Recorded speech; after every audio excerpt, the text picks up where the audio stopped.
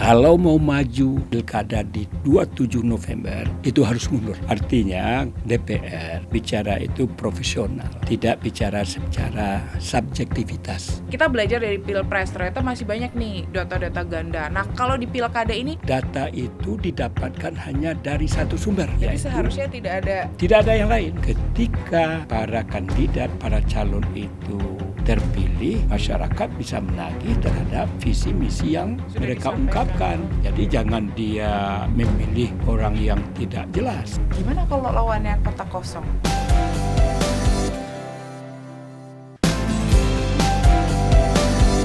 Sudut Dengar Parlemen.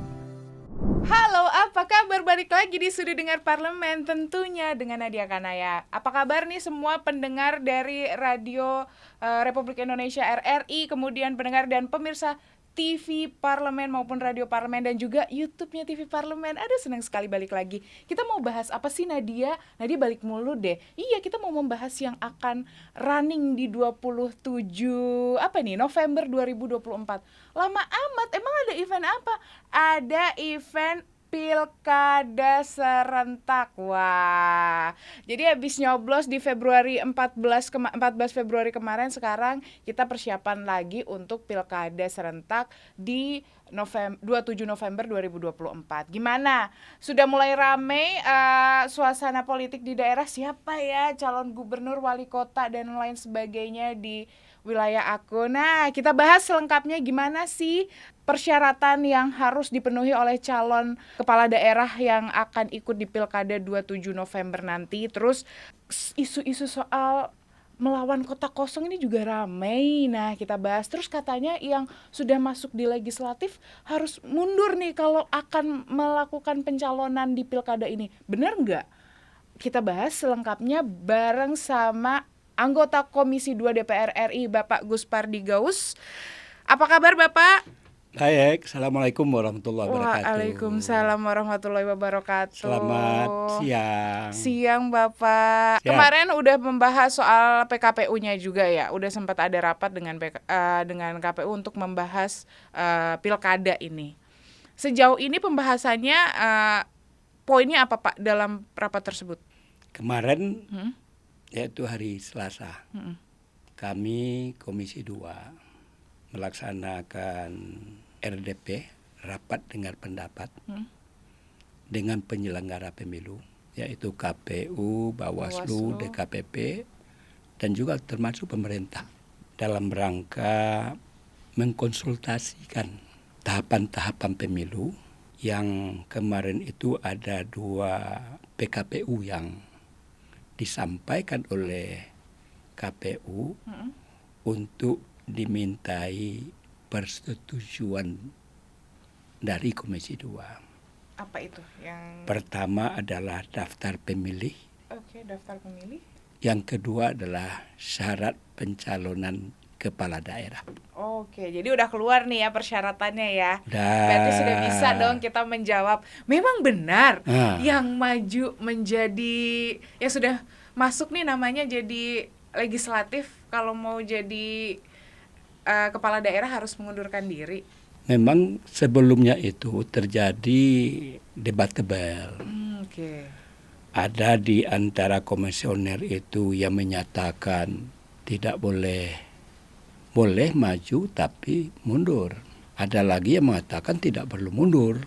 Iya dong. Sehingga publik bertanya-tanya, yang benar itu apa? Yang benar yang mana? Iya, karena tentang persoalan ini ada keputusan Mahkamah Konstitusi yang meminta kepada pembuat undang-undang, tentunya adalah DPR bersama pemerintah.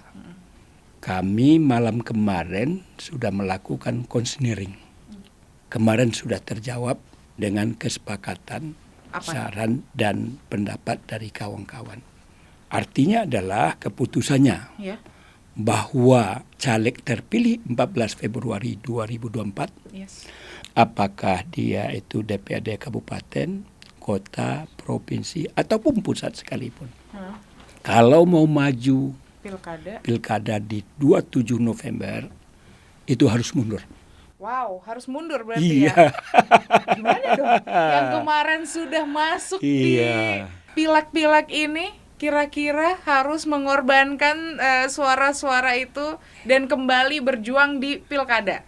Ya inilah artinya DPR bicara itu profesional. Tidak bicara secara subjektivitas. Kalau maunya kami sebagai anggota DPR tentu memberikan ruang kepada para caleg, teman-teman kami yang terpilih untuk maju di pilkada, dia tidak mundur. Itu sudah sepakat seluruh kawan-kawan dan itu secara tegas. Sudah bulat ya suaranya. Dari pasal-pasal yang berkaitan terhadap PKPU tentang persyaratan calon itu. Yang jadi persoalan, dia kan belum dilantik. Iya. Betul. Jadi ada juga akal-akalan bagaimana kalau dia nggak hadir. Kalau nggak hadir dalam pelantikan, berarti kan belum dilantik. Iya, berarti artinya kan it's okay ya kalau bisa ini pun juga kita bahas.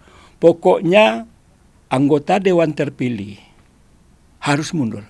Jadi kita nggak bicara apakah dia sudah dilantik atau tidak dilantik, apakah sudah keluar SK atau tidak keluar SK. Yang jelas kalau dia berstatus sebagai calon terpilih, ini kalimatnya. Harus mundur kalau dia mau maju pilkada. Ikut pilkada. Jadi Bapak jawabnya nanti aja, tapi Siap. saya mau menanyakan. Apa itu? Kan kalau di pilkada. Ya. Kalau di pilpres kemarin Pak, kita evaluasi dikit. Kok kenapa nggak harus mundur? Ongoing aja, tapi maju di pemilihan presiden juga nggak apa-apa gitu. Nah, kenapa kalau yang di sini pileknya harus mundur gitu? Kan kemarin kan sempat ada juga pencalonan yang masih menjadi pemimpin di daerah-daerah kemudian maju di pilpres. Nah, kalau yang ini udah belum dilantik tapi juga harus mundur. Gimana kalau menurut Bapak? Ini kan beda ini. Oke. Jalurnya beda. Jadi pembahasannya masing-masing. Kami ini kan legislatif. Mau menyeberang ke eksekutif. Oke. Nah, dan kita dalam menetapkan PKPU yang dikonsultasikan oleh penyelenggara dalam hal ini KPU tentu sesuai dengan ketentuan dan peraturan yang ada. Harus mengacu kepada itu. Jadi PKPU yang dihasilkan, yang direkomendasikan, yang dibuat oleh KPU harus sesuai dengan undang-undang yang mengatur tentang hal itu. Tidak boleh bertentangan.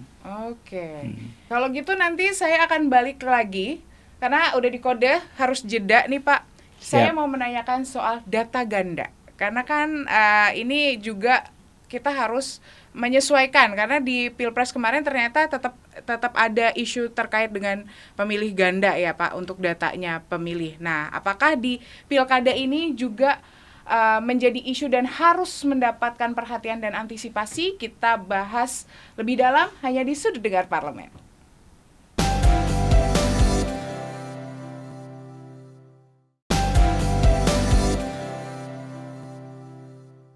Kembali lagi di Sudut Dengar Parlemen, tentunya bareng sama Nadia Kanaya dan Bapak Gus Pardi Gaus. Nah nih Pak, kita kemarin sudah pembahasan di PKPU-nya juga udah ada. Yang sudah dibahas adalah dua terkait dengan persyaratan calon dan daftar pemilih. Nah, untuk daftar pemilih sendiri nih, kita belajar dari Pilpres, ternyata masih banyak nih data-data ganda. Nah, kalau di Pilkada ini antisipasinya seperti apa dan kemungkinan permasalahan-permasalahan yang timbulnya seperti apa? Ya, ini juga adalah bagian dari apa yang kami bahas. Pesan yang Bapak sampaikan adalah jangan sampai ada satu pun orang yang berhak memilih tidak terdata. Oke. Sebaliknya adalah jangan sampai ada orang yang sebetulnya dia tidak berhak memilih, justru tetapi dia memilih. Kan juga ada isu-isu yang berkembang, apakah namanya data ganda, orang sudah meninggal namanya masih terdata. Iya. Ini kemarin Bapak sampaikan. Lalu input data itu kan dari kementerian.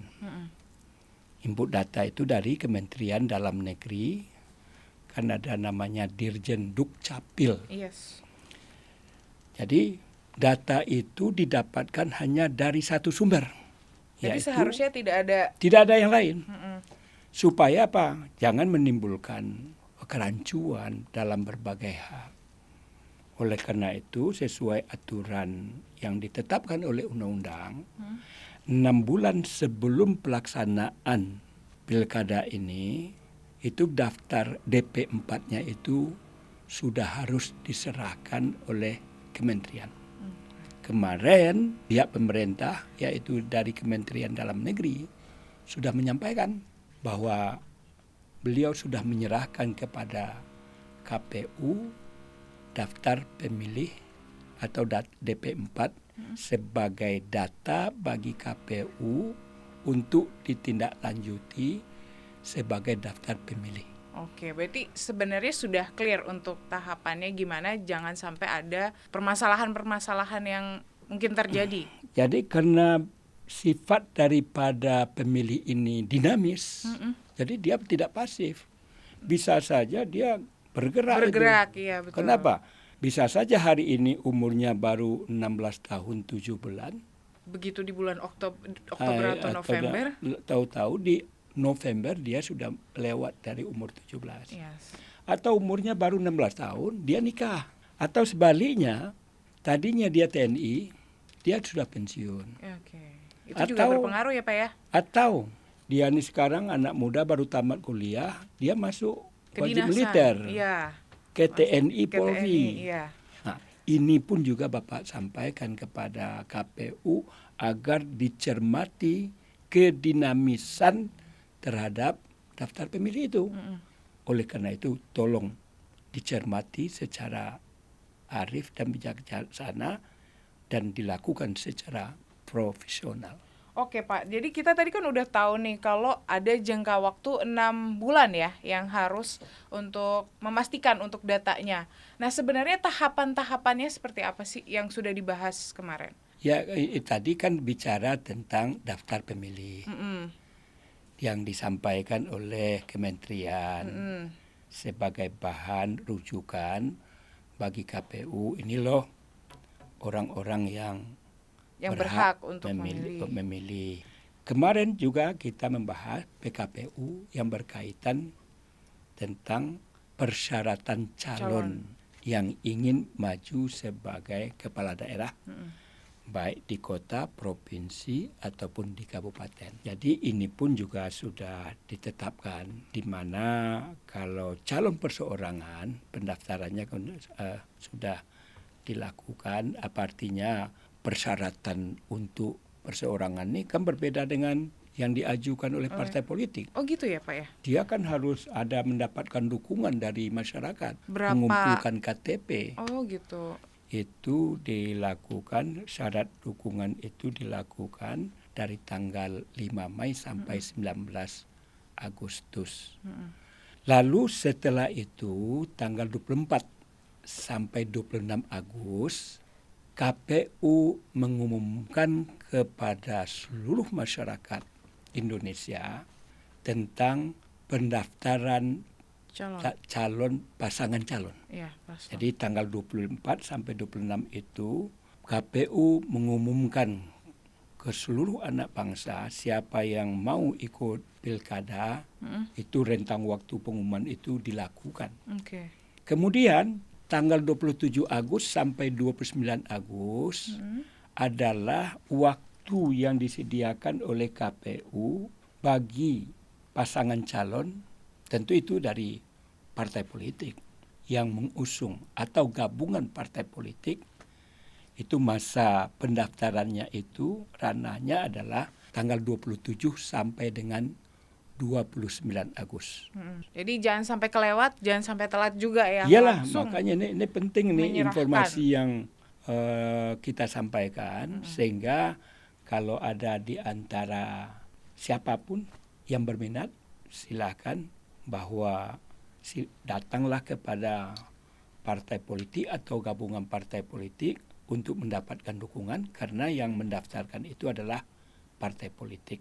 Tanggal 22 September itu adalah penetapan penetapan calon yang terpilih ya dari ya kan seleksi. Dia kan harus diverifikasi memenuhi syarat atau tidak. Resmilah ketika itu di tanggal 22 September apakah dia memenuhi syarat atau tidak. Sebelumnya itu kan juga diverifikasi. Oke, nah nanti di tanggal 25 September sampai 23 November itu waktunya untuk kampanye ya Pak ya? Kampanyenya 25. Ya, nah kita bahas September. Gimana di masa kampanye persiapannya, jangan sampai antisipasinya, jangan sampai ada kecurangan atau hal-hal yang tidak baik di masa itu. Nah, kita bahas lengkapnya hanya di Sudut Dengar Parlemen tentunya.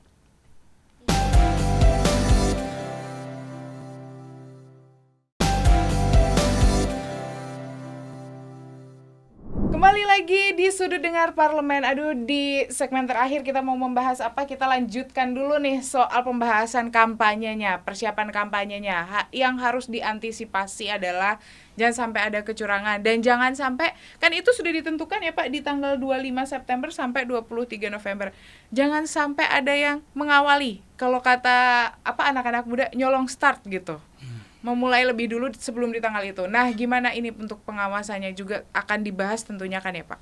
Kita tentu berharap bagaimana pelaksanaan pemilu kada ini dilakukan secara demokratis, bagaimana para pemilih partisipasinya maksimal, supaya legitimasi daripada pemimpin yang kita harapkan ini betul-betul merupakan aspirasi daripada masyarakat. Kemudian juga bagaimana pelaksanaan daripada kegiatan itu diketahui oleh masyarakat. Kemudian kita juga harus tahu sosok daripada pemimpin yang akan kita pilih itu bagaimana visi dan misinya. Ya, betul. Nah, oleh karena itu disitulah ranah tujuan kenapa dibuatkan masa kampanye. Jadi tujuan masa kampanye adalah memberitahu kepada masyarakat bahwa tokoh-tokoh para pemimpin yang akan maju sebagai kepala daerah itu orangnya adalah ini pasangan calonnya. Dengan visi-visinya tentunya ya. Dan setelah itu diketahui dan juga diberikan ruang. Ketika kampanye itu bagaimana visi, mau dibawa kemana ini masyarakatnya. Tentu masyarakat juga harus tahu supaya ketika para kandidat, para calon itu terpilih, masyarakat bisa menagih terhadap visi misi yang sudah mereka ungkapkan. Jadi jangan dia memilih orang yang tidak jelas. Istilahnya memilih orang dalam kucing dalam karung. Jadi tentu ini akan merugikan masyarakat. Ini artinya apa? Transparansi, akuntabilitas terhadap calon ini dimaksudkan supaya diketahui oleh masyarakat bahwa orangnya ini loh, ini bentuknya.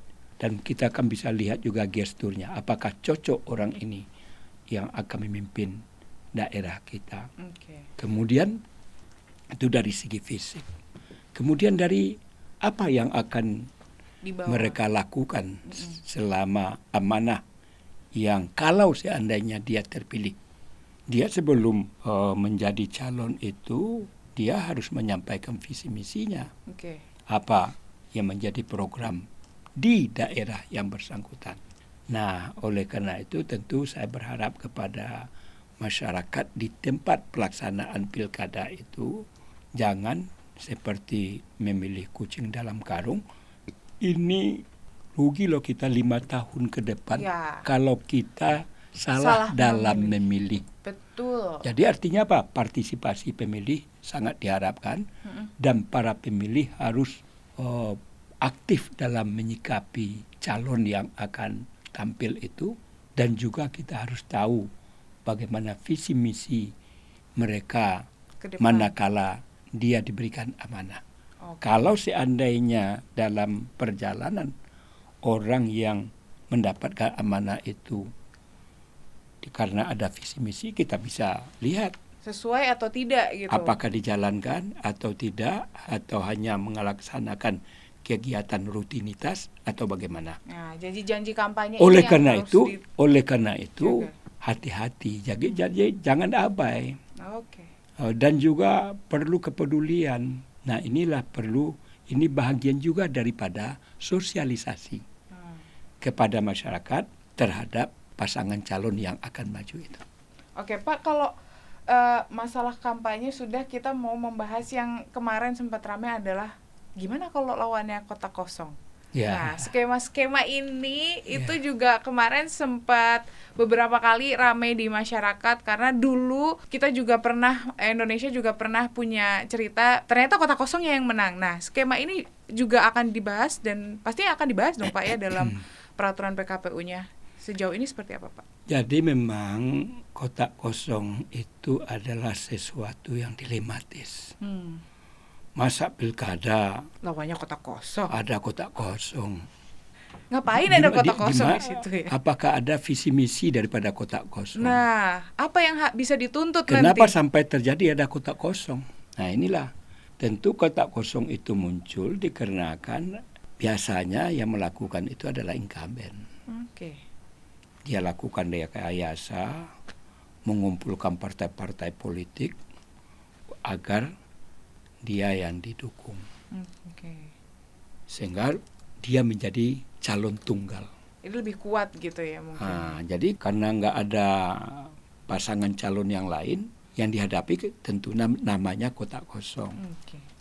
Sebetulnya ini bisa aja dibuat aturan. Kalau ada aturan main, bagaimana sampai tidak terjadi kota kosong itu.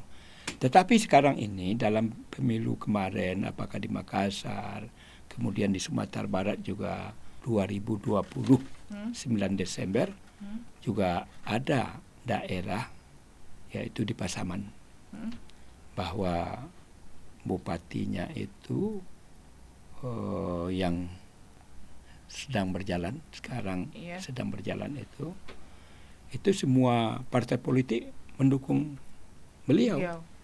Sehingga ada kota kosong. Alhamdulillah dia menang mutlak.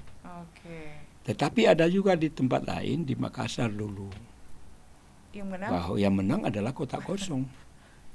Sehingga apa? Dia yang sebagaimana yang Bapak sampaikan tadi, kota kosong itu biasanya dilakukan oleh orang yang menjabat. Tentu kalau seandainya kota kosong yang menang, biasanya kan orang yang incumbent itu kan diberikan cuti. Nah, dengan menangnya kota kosong, kalau seandainya yang tidak kota kosong menang kan nggak ada masalah. Yang jadi persoalan adalah bagaimana kalau seandainya kota kosong yang menang. Maka tentunya karena sudah berakhir masa jabatannya, tentu ditunjuk oleh pemerintah pejabat yang akan menggantikan ini, yang incumbent. Lalu nanti PJ inilah yang akan mempersiapkan pelaksanaan daripada pilkada berikutnya. Kalau dulu, bagaimana tindak lanjut daripada pelaksanaan pilkadanya itu biasanya dicarikan pelaksanaan pilkada yang terdekat. Nah, kalau sekarang kan ada lagi. Sekarang ini kan 5 tahunan. Nah, bagaimana ini? Inilah karena ini belum diajukan oleh KPU PKPU-nya. Ini juga sesuatu yang penting juga kita rumuskan supaya jangan menimbulkan persoalan dan debatable. Dan insya Allah saya yakin dan percaya kawan-kawan di Komisi 2 akan menyikapi persoalan ini sehingga ada solusi-solusi terhadap persoalan yang kita perbincangkan ini. Oke Pak, kalau terkait dengan netralitas sendiri, ya, gimana nih Pak? Netralitas dari ASN, kemudian penegak hukum. Ya, Ini kemarin kan sangat luar biasa ketika pileg, Iya, betul sekali. di mana para ASN dengan sumringah di YouTube, di TV menyatakan dukungan salah satu paslon, sehingga masyarakat jadi ribut, Iya, betul. protes. Yang harus diketahui adalah para ASN, para TNI dan Polri, dia tidak boleh berpolitik. Nah, tuh Dia itu harus netral. Oke. Kalau pengen ikut jadi partisipasinya kepada politik boleh. Kalau TNI Polri tidak boleh memilih. Sedangkan ASN boleh memilih, tetapi dia tidak boleh melakukan politik praktis. Oke. Artinya mendukung salah satu calon, ikut dalam kampanye. Hanya dibolehkan dia diberi hak untuk memilih. saja. Oleh karena itu tentu kemarin ini kami Komisi 2 itu sangat kami sorot. Apakah di Garut, Satpol PP dengan beberapa orang tampil di depan kamera atau TV atau YouTube menyampaikan itu, dan itu kita minta kepada pemerintah juga Bawaslu untuk menindaklanjuti pelanggaran yang dilakukan. Oleh karena itu saya berharap supaya jangan dicederai pelaksanaan pilkada yang demokratis, di mana TNI, Polri, dan ASN itu sesuai dengan ketentuan dan peraturan yang berlaku, harus netral, harus bisa menempatkan diri manakala pelaksanaan pilkada yang sudah diatur oleh PKPU untuk ditaati dan diindahkan. Jangan dicederai. Siap. Kita kan harusnya setiap pemilu ke pemilu, pilkada ke pilkada itu ada perubahan ke arah Yang kebaikan lebih baik. dan kesempurnaan. Betul. Jangan setback. Itu yang saya ungkap kemarin. Oke, terima kasih Pak Gus Pardi sudah Siap. meluangkan Nadia. waktu untuk berbincang di podcast Sudut Dengar Parlemen. Dan terima kasih juga buat pendengar Radio Republik Indonesia RRI, pendengar dan pemirsa TV maupun Radio Parlemen maupun YouTube-nya TV Parlemen. Terima kasih semuanya ya. Semoga informasi terkait pilkada ini bisa memberikan tambahan informasi buat kalian dan mempersiapkan diri di 27 November 2024 nanti. Akhir kata saya Nadia Kanaya, Pak Gus Pardi dan seluruh kerabat kerja yang bertugas undur diri. Terima kasih dan sampai jumpa.